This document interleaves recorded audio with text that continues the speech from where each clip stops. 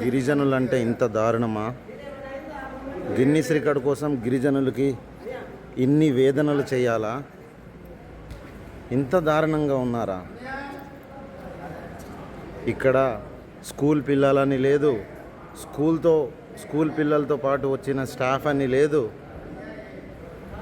చెల్లా చెదరగా పడిపోయినట్టు ఉన్నారు. చూడండి, వీళ్ళకి పడుకోవడానికి చక్కటి చోటు కూడా లేనంత విధంగా ఎంత దారుణమైన పరిస్థితి వచ్చింది.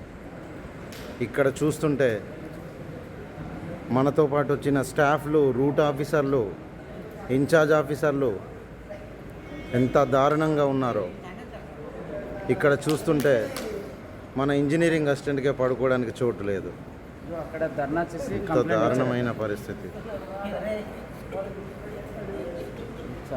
ఇలాంటి బాధ ఎవ్వరికి రాకూడదు. దయచేసి దీన్ని సీఎం గారి దృష్టికి తీసుకెళ్తారని మనవి చేస్తున్నాను.